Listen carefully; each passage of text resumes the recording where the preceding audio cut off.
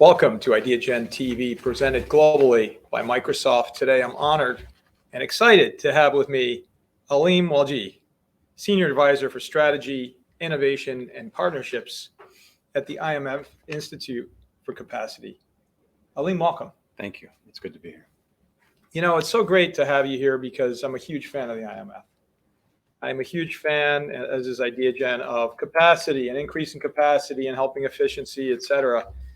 And you and your role leading innovation, strategy, and partnerships is exactly what we like to talk about. And so as you lead up these areas, strategy, innovation, and partnerships at the IMF Institute for Capacity Development, Aleem, can you share a little bit about your responsibilities in this role? Yeah, so it's an exciting time to be at the IMF because I think, folks generally associate us with our lending work and with our sort of economic health check work, which we know as surveillance. But a third of what we do, and which is growing, is building the capacity of public policymakers who strengthen economic institutions to be more able and capable and agile and responsive to the communities that they serve, to the countries that they serve. And so what the ICD does is work on issues of tax policy, domestic revenue mobilization, debt sustainability, public financial management, et cetera, to strengthen these economies. Incredible. And so changing gears slightly, how have you been creating and fostering partnerships, for example, to help carry out this absolutely incredible mission, and including the goals you have at the IMF Institute for Capacity Development? And are there specific, which I'm sure there are, success stories that you can share with our global audience here today? Well, I mean, I think that the first thing that I want to say is, we're here to talk about the SDGs and we're here to talk about partnerships. And I think those two things are inextricably linked. This is not one thing that any one institution can do. We are made up of a membership of 190 countries. But even with our own resources as the fund, we work with dozens and dozens of donors that are bilateral agencies. These are the countries themselves who support the membership. And so whether it's the European Union or Japan or Canada or Switzerland or the UK, which are some of our largest partners, they are about strengthening these institutions, right? And at a time of global economic hardship, as we're living through right now through the pandemic, we know that our economic institutions have to be strong. And the countries that have been hardest hit by the pandemic are unfortunately the countries that have the least, as we call, fiscal space. In other words, their tax revenues are the lowest, and these are times where they need the most support. So it's at these times that institutions like the fund and our partners help to strengthen these institutions and to create the space to invest in the people who need the help the most. And you point out a really good point that the pandemic, what we've seen, what we've learned is that there's been a big bright light shown on inequalities across the world, right? And you're seeing it front and center with all of your work. Yeah, I mean, it's what our managing director has called the great divergence, right? We went into the pandemic in an incredibly unequal world. We were making progress on the SDGs, to be sure, but that progress is now in question. We are now looking at least a decade or more of regression with respect to the SDGs. And we're looking at 65 countries in the world that, when we think about the climate crisis, which I think is one that we often don't associate as closely with the pandemic, but they are linked. When we look at the climate crisis, even at a 1.5 degree change in temperature, which is what our goal is, 65 countries will have their GDP shrink by 13%. At 2%, we're talking about GDP shrinkage at over 20%. That's incredible, right? And how do we get around that? How do we get past that? We can only do it through both boosting the capacity of the governments themselves to respond, but they can't act alone either. So the private sector in the countries themselves, we know that investments in health investments in education, investments in energy, investments in roads, and investments in water and sanitation have a huge impact on achieving the SDGs. And we know that the private sector can often make those investments in ways that are very powerful and very catalytic.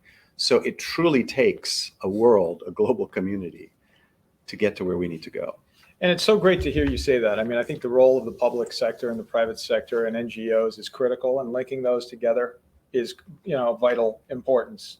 But singling out the private sector for a moment, the corporates across the planet, as having a role, maybe an outsized role for potential catalytic impact, especially in the areas where you're seeing a regression in terms of the ability to accomplish these SDGs by 2030, is a big bright light as well, isn't it? Yes, absolutely. And there's no way. I mean, we've done some analysis on sort of the ability of countries to meet the SDGs. We took 4 countries. We took Pakistan, Cambodia, Nigeria, and Rwanda.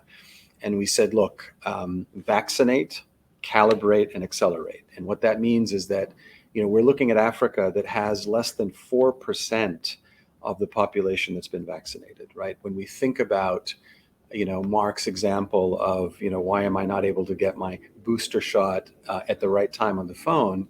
It's in high relief, the level of inequity that we face. And so we're not safe anywhere until we're vaccinated everywhere. And that goes both for health and our economy. We also need to then tailor policy advice to the specific circumstances of our membership.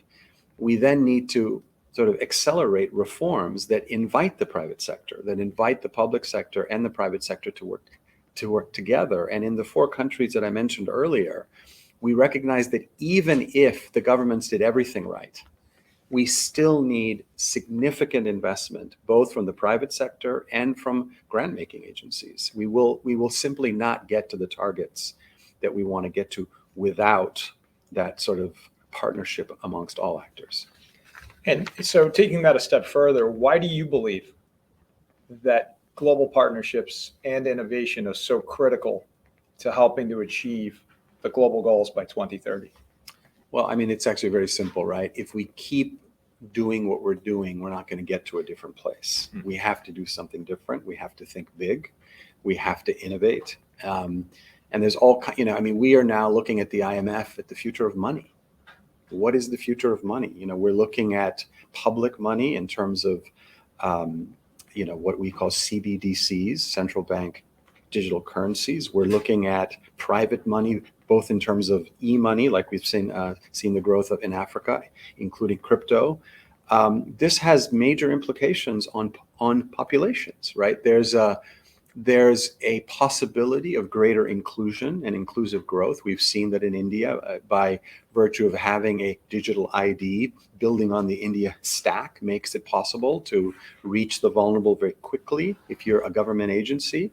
We also see the privacy risks associated with that. I mean, there is real opportunity for innovation, but that innovation has to be rooted in purpose and in trust. And if our objective is to improve the quality of lives of the most vulnerable, then it's a matter of how do we channel innovation to serve those who need it the most. It's incredible to hear the word trust coming up over and over and over again as we're looking out over Washington. I think it's a theme that we're going to take away from today and from future conversations for sure. I'd like to close this incredible interview with you, Aleem, with asking you, what is your call to action? So you have the millions of people that will see this interview on Ideagen TV. What would you say your call to action is? Well, there's an African proverb that I love to quote, which is that if you want to go fast, go alone. If you want to go far, go together. We can't do this alone.